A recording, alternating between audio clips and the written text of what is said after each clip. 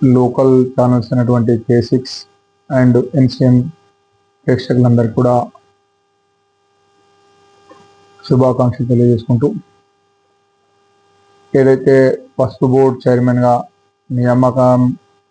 నియామకానికి కారణమైనటువంటి భారత ప్రధానమంత్రి నరేంద్ర మోదీ గారికి, అదేవిధంగా కేంద్ర నాయకత్వానికి, అదేవిధంగా రాష్ట్ర అధ్యక్షుడు కిషన్ రెడ్డి గారికి, రాష్ట్ర నాయకత్వానికి, అదేవిధంగా ముఖ్యంగా నా నియామకం కోసం సంపూర్ణంగా అన్ని విధాలుగా సహకరించినటువంటి, నా నియామకం కోసం పనిచేసినటువంటి మా స్థానిక పార్లమెంట్ సభ్యులు గౌరవనీయులు అరవింద్ ధర్మపురి గారికి ప్రత్యేకమైనటువంటి కృతజ్ఞతలు.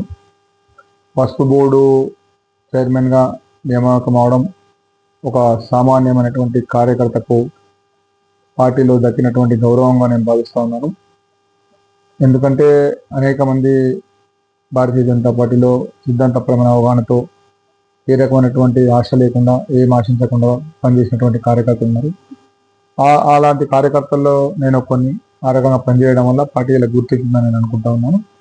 కాబట్టి ఒక విషయం, పసుపు బోర్డు చైర్మన్గా నా బాధ్యతల్ని, నా విధుల్ని నేను గుర్తిస్తాను. పసుపు బోర్డుకు సంబంధించి అనేక సంవత్సరాలుగా, గత 3 దశాబ్దాలుగా ఈ ప్రాంత రైతులు పోరాటం చేస్తే అనేక మంది రాజకీయ నాయకులు, అనేకమైనటువంటి రాజకీయ పార్టీలు వచ్చినాయి.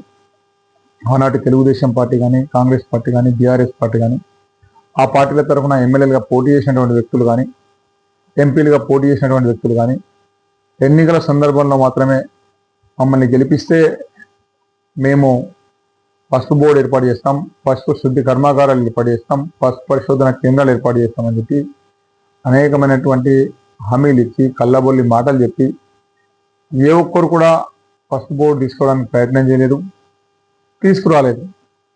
కానీ అరవింద్ గారు 2019 ఎన్నికల్లో పోటీ చేసినప్పుడు ఇక్కడ ఉన్నటువంటి ప్రాంతంలో ఉన్నటువంటి రైతుల బాధలు, కష్టాలు, వాళ్ళ ఆవేదన అవన్నీ గమనించి ఎన్నికల్లో జరుగుతున్నటువంటి సందర్భంలో వాళ్ళందరూ కూడా ఒక 150 మంది రైతులు నామినేషన్ చేసి మాకు ఎవరు న్యాయం చేస్తలేరు, ఈసారైనా న్యాయం జరగాలని చెప్పేసి వాళ్ళు మొత్తం ఎంపీ అభ్యర్థులుగా నామినేషన్ ఇస్తే అరవింద్ గారు వాళ్ళ బాధని, ఆవేదనని, వాళ్ళ ఉన్నటువంటి ఆ బాధని గమనించి, అన్న ఇటు పరిస్థితిలో కూడా మనల్ని ఏ పసుపు రైతు కానీ, పసుపు రైతు సంఘం కానీ బాండ్ రాసి మనం అడగలేదు. అరవింద్ గారిని ఏ ఒక్కరు రైతు సంఘం ఏ ఒక్కరికి కూడా బాండ్ రాసి ఆ బాండ్ వాళ్ళ చేతిలో పెట్టలేదు.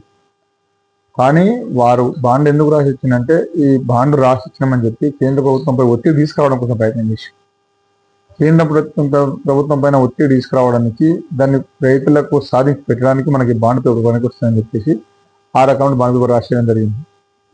ఆ రకం బాండ్ పేపర్ రాసిచ్చి నిత్యం ప్రయత్నం చేసి ఎట్టి పరిస్థితుల్లో కూడా ఈ ప్రాంత రైతులకు పసుపు బోర్డు సాధించాలనే సంకల్పంతో 4 సంవత్సరాలు పనిచేసి ప్రధానమంత్రి గారిని, కేంద్ర మంత్రుల్ని అందరినీ ఒప్పించి మెప్పించి అనేక రకాలుగా ఇబ్బందులు పడి సంఘర్షణ చేసి సహకారం తీసుకుని లాస్ట్ చివరికి మోదీ గారి ద్వారా పాలమూరు సభలో పసుపు బోర్డు ఏర్పాటు చేసినట్టు అనే విషయాన్ని అనౌన్స్ చేయించి మన ప్రాంత రైతులకు భరోసా కలగడానికి మళ్ళీ 10 రోజుల తర్వాత నిజామాబాద్ తీసుకొచ్చి నిజామాబాద్ రైతులకు కూడా నేను పసుపు బోర్డు ఇచ్చేస్తున్నాను. మీకు మళ్ళీ ఎన్నికలైన తర్వాత పసుపు బోర్డు మీ నిజామాబాద్ని కార్యరూపం దాల్స్తానని చెప్పినటువంటి మోడీ గారి ఏదైతే ఇచ్చినటువంటి మాట ఉందో ఆ మాట ప్రకారం మళ్ళీ నిజామాబాద్కి 20 రాష్ట్రాల్లో పండిస్తున్నటువంటి రైతులు పసుపు పంటని, అయినప్పటికీ కూడా ఈ కేంద్ర కార్యాలయం ఎక్కడో మహారాష్ట్రలో, తమిళనాడులో లేకుండా కర్ణాటకలో కాకుండా నిజామాబాద్కి కేటాయించినందుకు కేంద్ర రాష్ట్ర నాయకత్వాలకు ధన్యవాదాలు.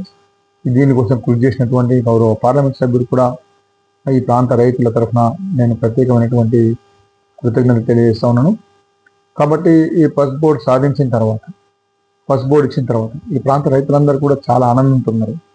చాలా అసలు అంటే వాళ్ళకు ఎగ్జైటింగ్, అసలు పసుపు బోర్డు ఇది రాదేమో అనుకున్నటువంటి ఉన్న పరిస్థితిలో ఈ బోర్డు రావడం అనేది చాలా ఆనందంగా ఉన్నది. బోర్డు రావడము, అది దేశంలో ఉన్నటువంటి 20 రాష్ట్రాల్లో పసుపు సాగు చేసినప్పుడు కూడా నిజామాబాద్కే బోర్డు తీసుకోవడం, అది వచ్చినటువంటి బోర్డుని సంక్రాంతి పండుగ, రైతుల పండుగ, రైతులకు పండుగ అయినటువంటి పండుగ రోజు బోర్డు అనౌన్స్ చేయడం, ఆ బోర్డుని నిజామాబాద్లో ఇవ్వడం ఇచ్చినటువంటి బోర్డుకు ఈ ప్రాంతంలో ఉన్నటువంటి ఒక సామాన్య రైతు కుటుంబం నుంచి ఒక రైతు బిడ్డగా ఉన్నటువంటి నాలాంటి ఒక భారతీయ జనతా పార్టీ కార్యకర్తని అనేక సంవత్సరాలు ఏబీవీపీ మొదలుకొని బీజేవైఎం బీజేపీ యువమోర్చా జిల్లా ప్రెసిడెంట్గా 3 టర్మ్స్, బీజేపీ జిల్లా ప్రెసిడెంట్గా 2 టర్మ్స్, బీజేవైఎం ప్రెసిడెంట్గా 3 టర్మ్స్, బీజేపీ జిల్లా ప్రెసిడెంట్గా 2 టర్మ్స్, స్టేట్ సెక్రటరీగా, రాష్ట్ర కార్యవర్గ సభ్యుడిగా, ఏపీ సీడ్స్ ఉమ్మడి ఆంధ్రప్రదేశ్లో సీడ్స్ కార్పొరేషన్ డైరెక్టర్గా, రైతుల నుంచి ఎన్నుకున్నటువంటి వ్యక్తిగా నాకున్నటువంటి పరిపాలన అనుభవం ఇవన్నిటిని దృష్టిలో పెట్టుకొని ఎంపీ గారు నన్ను చూజ్ చేసుకొని, అదేవిధంగా రాష్ట్ర పార్టీ కూడా నన్ను చూజ్ చేసుకొని ఈ రకమైన బాధ్యత అప్పగించినందుకు వాళ్ళ నమ్మకాన్ని ఎట్టి పరిస్థితిలో వమ్ము చేసేటువంటి ప్రసక్తి లేదు. నిరంతరం కష్టపడి రైతులకు కావాల్సినటువంటి అన్ని ఇన్పుట్స్ కూడా అందించడానికి ప్రయత్నం చేస్తా. ఇంకా ఏదన్నా ఈ ప్రాంత రైతులకు కొత్త నూతనమైనటువంటి వంగడాలు వచ్చి హై ఈల్డ్ వెరైటీస్ వస్తే కూడా వాళ్ళని ఆ వెరైటీని ఇక్కడ తీసుకొచ్చి పరిచయం చేస్తా. అదేవిధంగా వాళ్ళకి కావాల్సినటువంటి మినిమం ఇన్పుట్స్ ఏవైతే ఉంటాయో టార్పాలిన్స్ కానీ, బాయిల్డ్ మిషన్స్ కానీ, డ్రయర్స్ కానీ, ఇంకే రకమైనటువంటి సహకార రంగాలను అందేయడానికి ప్రయత్నం చేస్తా.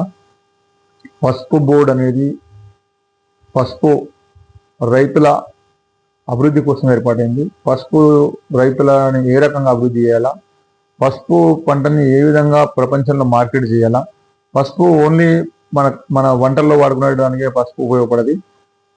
వంటలతో పాటు అనేక రకాలుగా పసుపు ఉపయోగపడతాయి. దేవాలయాల్లో దేవుడికి పెట్టడంలో విషయంలో కానీ, దేవుళ్ళ దగ్గర పెట్టడం విషయంలో కానీ, అదేవిధంగా కలర్స్లో కలపడం విషయంలో కానీ, మెడిసిన్స్ తయారు చేయడం విషయంలో కానీ, ఇంకా అనేక రకాలుగా పసుపు ఉపయోగపడే అవకాశం ఉంటుంది. సౌందర్య సాధనాల్లో, సోప్స్లో అన్నిట్లో కూడా పసుపు ఉంటుంది. యాంటీబయాటిక్స్ ట్యాబ్లెట్స్లో పసుపు అన్నిట్లో కూడా ఉంటుంది. కాబట్టి అదేవిధంగా ఇంకా అనేక విషయాల మీద రీసెర్చ్ చేయాల్సిన అవసరం ఉంది. పసుపు బోర్డు ద్వారా రీసెర్చ్ చేసి ఈ కర్కుమిన్ శాతం ఎక్కువ ఉన్నటువంటి వంగడాలను తీసుకొచ్చి రైతులకు అందించి ఆ కర్కుమిన్ శాతం ఉన్నటువంటి ఆ కర్కుమిన్ ద్వారా ప్రజలకు అనేక డిసీజ్ అంటే వచ్చినటువంటి బీమారు కూడా తగ్గే అవకాశం ఉంది.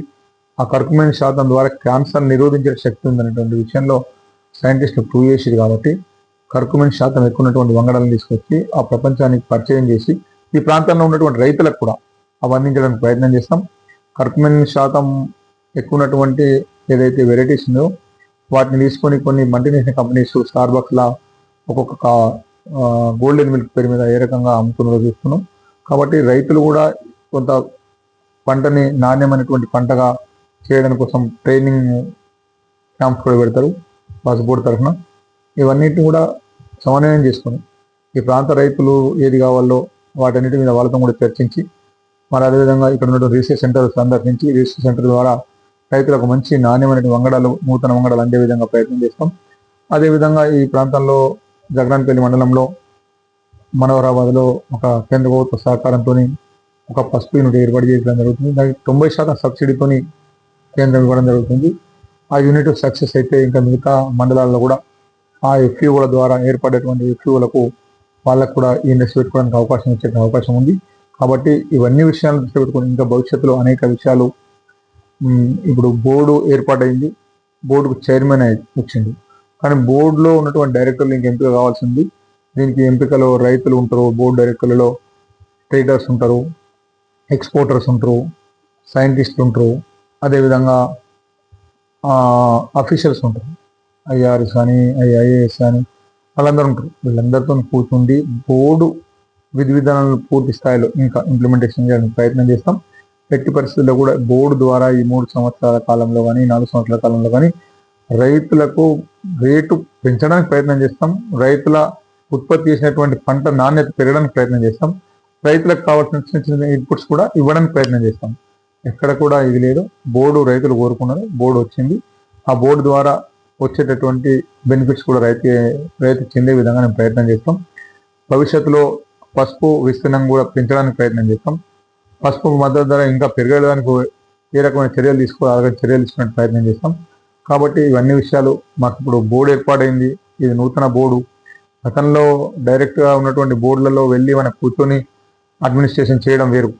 ఇప్పుడు నూతనంగా ఏర్పాటైనటువంటి బోర్డు ఏదైతే ఉందో మనం కొత్త వ్యవసాయం స్టార్ట్ చేసుకున్నట్లు మనమే కొత్తగా మన వ్యవసాయ భాషలు ఏమంటారంటే పడి భూమిలో మన చెట్లు వీక్కించుకొని దాంట్లో మల్లు కట్టుకొని దాన్నంతా పొతం చేసుకుంటారు కొందరు.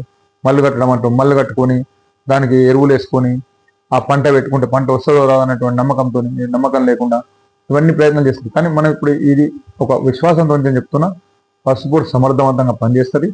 ప్రజలకు, మన పసుపు రైతులకు న్యాయం చేయడానికే మేము పనిచేస్తాం. ఎట్టి పరిస్థితుల్లో దేశవ్యాప్తంగా ఉన్న 20 రాష్ట్రాలు, పసుపు పండించేటువంటి 20 రాష్ట్రాలకు వెళ్తాను. రైతులతో మమేకం అవుతాను. అక్కడ ఉన్నటువంటి పరిస్థితులను గమనిస్తాను. అక్కడ ఇంకా వాళ్ళకి రైతులకు ఏ రకమైనటువంటి బోర్డు ద్వారా వాళ్ళకి మేలు జరిగేటువంటి అవకాశం ఉంటో అవన్నీ పరిశీలించి ఆ రకమైనటువంటి సాయాన్ని అందే విధంగా నా వంతుగా నేను కృషి చేస్తాను.